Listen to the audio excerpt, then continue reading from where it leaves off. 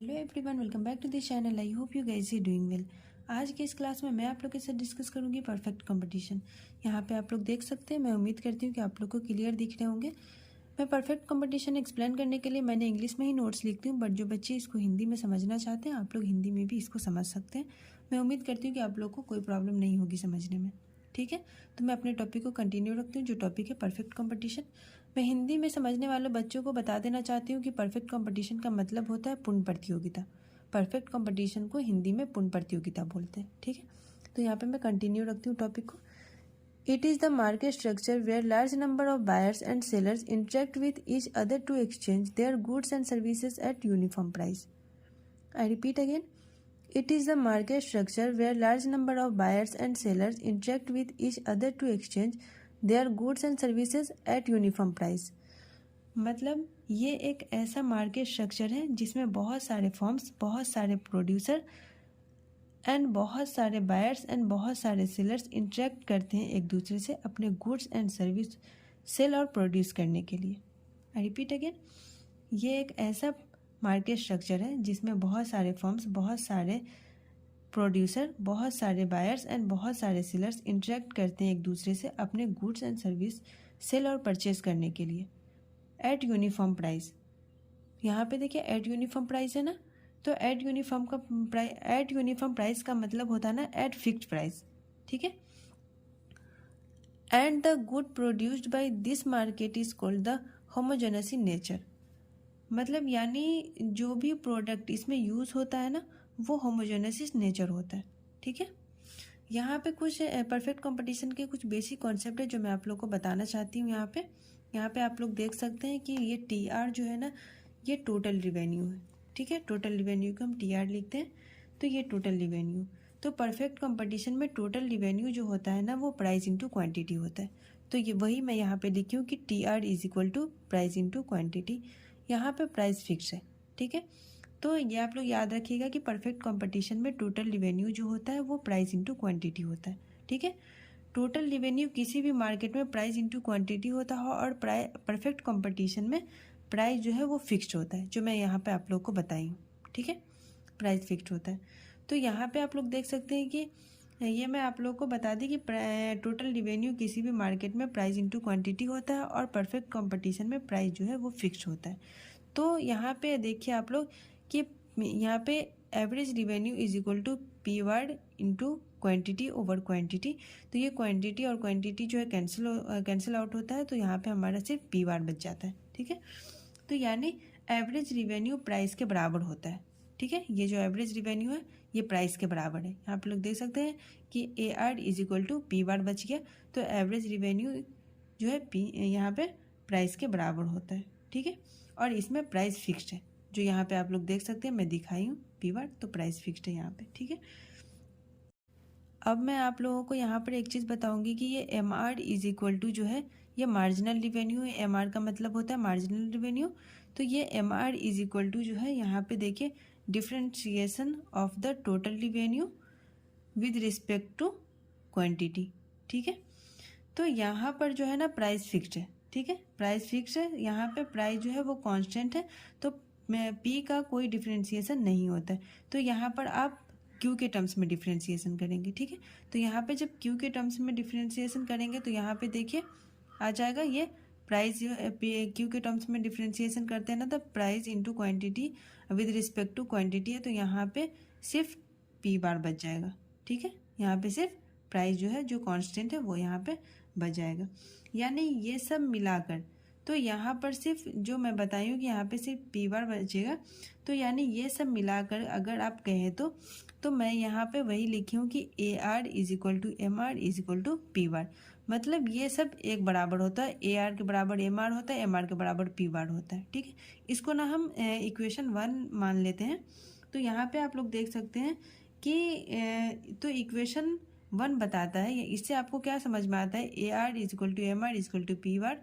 तो ये इक्वेशन 1 है। तो इक्वेशन 1 बताता है कि A R M R and P bar इसका क्वांटिटी के साथ कोई लेना देना नहीं है। ठीक है, उसका कोई लेना देना नहीं है, ये सब एक दूसरे से बराबर होता है। ठीक है, तो यहाँ पे देखिए आप लोग, यहाँ पे मैं आपको लिख दी हूँ कि equation 1 state that AR P बार बराबर D, मतलब जो है ना AR और प्राइस ये सब जो है डिमांड के बराबर होता है। ठीक है, डिमांड के बाद यहाँ पर देखिए मैं लिखी हूँ कि equation 1 state that AR P bar is equal to D are independent of level of output produce और सेल। मतलब AR और प्राइस और डिमांड एक ही होता है और ये आउटपुट के प्रोडक्शन यानी क्वांटिटी प्रोड्यूस बढ़ने या घटने से, क्वांटिटी सेल बढ़ने या घटने से कोई फ़र्क नहीं पड़ता है। ठीक है, इसका मतलब मैं एक बार और समझाना चाहती हूँ कि average revenue, marginal revenue, price और डिमांड एक ही होता है सब परफेक्ट कंपटीशन में, और ये आउटपुट के प्रोडक्शन यानी क्वांटिटी प्रोड्यूस बढ़ने या घटने से, क्वांटिटी सेल्स घटने या बढ़ने से उस पर कोई फ़र्क नहीं पड़ता है। ठीक है, जिसको मैं यहाँ पर आप लोगों को एक डायग्राम से भी बता दी हूँ ताकि आप लोगों को कोई प्रॉब्लम नहीं हो। यहाँ पे आप लोग देख सकते हैं, यहाँ पे देखिए ये पॉजिटिव कोऑर्डिनेट है, यहाँ पे क्वांटिटी है। यहाँ पे आप लोग को मैं बताना चाहती हूँ कि ये AR, MR और प्राइस ये सब एक दूसरे से बराबर है, जो मैं यहाँ पे आप लोग को पहले ही बताई हूँ। ठीक है, यहाँ पे आप लोग देख सकते हैं कि ये जो है ना यहाँ पे प्राइस है और यहाँ पे आप लोग देख सकते हैं AR is equal to MR is equal to demand.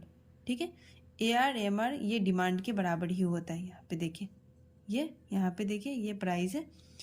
तो ये यहाँ पे मैं आप लोग को बताना चाहती हूँ कि परफेक्ट कंपटीशन में AR is equal to MR is equal to price होता है। ठीक है, जो मैं यहाँ पे लिख भी दी हूँ कि perfect competition AR is equal to MR is equal to price. तो मैं उम्मीद करती हूँ कि ये परफेक्ट कंपटीशन आप लोग को समझ में आ गई होगी। इसमें जो छोटे बेसिक कॉन्सेप्ट थे वो भी मैं आप लोगों को बता दी हूँ। यहाँ पे आप लोग देख सकते हैं कि परफेक्ट कंपटीशन के बहुत सारे फीचर्स हैं जो मैं यहाँ पे लिखी हूँ। तो मैं आप लोगों को 1 बाय 1 करके मैं आपके साथ एक्सप्लेन करूँगी और मैं आपको इसका हिंदी भी बताऊँगी कि इसका मतलब क्या होता है। तो जो बच्चे इसको हिंदी में समझने वाले हैं उनके लिए भी कोई परेशानी नहीं है। ठीक है, तो यहाँ पे आप लोग देख सकते हैं फर्स्ट फीचर है large number of buyers and sellers. मतलब यानी एक इंडिविजुअल चाहे तो मार्केट में प्राइस को इफेक्ट नहीं कर सकता है और मार्केट की जो कंडीशन है उसको भी वो इफेक्ट नहीं कर सकता है। ठीक है, सेकंड है होमोजेनस प्रोडक्ट। होमोजेनस प्रोडक्ट का मतलब क्या होता है? होमोजेनस प्रोडक्ट का मतलब होता है कि सारे प्रोड्यूसर का जो प्रोडक्ट होता है सब होमोजेनस होता है, मतलब सब एक जैसा होता है। ठीक है, थर्ड हो गया यूनिफॉर्म प्राइस। यूनिफॉर्म प्राइस को P बार भी कहते हैं। तो परफेक्ट कंपटीशन में प्राइस फिक्स्ड होता है। ठीक है, यूनिफॉर्म प्राइस का मतलब होता है फिक्स्ड प्राइस, तो परफेक्ट कंपटीशन में प्राइस फिक्स्ड होता है। ठीक है, फोर्थ यहाँ पे आप लोग देख सकते हैं firm is price taker. Firm is price taker का मतलब है कि यानी फर्म का प्राइस डिसीजन में कुछ मतलब नहीं होता है। वो जो भी प्राइस मार्केट डिसाइड करती है वो जो है उसी प्राइस पे उसको सेल करना है और उसको प्रोड्यूस करना है। ठीक है, फिफ्थ है free entry and exit. Free entry and exit का मतलब होता है कि मार्केट में आने के लिए, मतलब कोई भी बिजनेस स्टार्ट करने के लिए आपको किसी तरह का कोई रिस्ट्रिक्शन नहीं है और मार्केट छोड़कर जाने के लिए भी आपको किसी तरह का कोई रिस्ट्रिक्शन नहीं है। मतलब अगर कंपनी स्टार्ट करनी है तो आपको उसके लिए भी कोई रिस्ट्रिक्शन नहीं है और अगर कंपनी को बंद करनी है तो आपको उसके लिए भी कोई रिस्ट्रिक्शन नहीं है। ठीक है, तो ये आप लोग को समझ में आ गई होगी। सिक्स है यहाँ पे आप लोग देख सकते हैं परफेक्ट इन्फॉर्मेशन। परफेक्ट इन्फॉर्मेशन का मतलब क्या होता है? यानी इस मार्केट में कोई भी बात किसी से छुपी नहीं होती है। कहाँ पर प्रोडक्ट अवेलेबल है, प्रोडक्ट का कॉस्ट कितना है, प्रोड्यूसर की मार्जिन कितनी है, ये सब कुछ सभी को पता होता है। ठीक है, और यहाँ पे सेवेंथ आप लोग देख सकते हैं perfect mobility.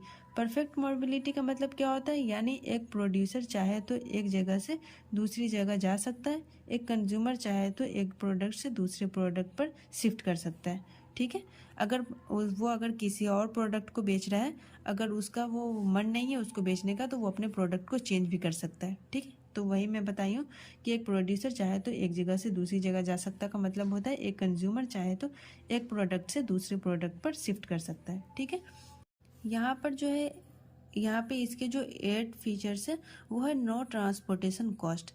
No transportation cost का मतलब होता है कि यानी किसी तरह का कोई ट्रांसपोर्टेशन कॉस्ट नहीं होता है। ठीक है, तो मैं उम्मीद करती हूँ कि आप लोग को इसके फीचर्स भी आप लोग को समझ में आ गए होंगे। तो मैं इस वीडियो को यहीं पे एंड करती हूँ। अगर वीडियो अच्छी लगी तो लाइक करें, शेयर करें, सब्सक्राइब करें। Thank you.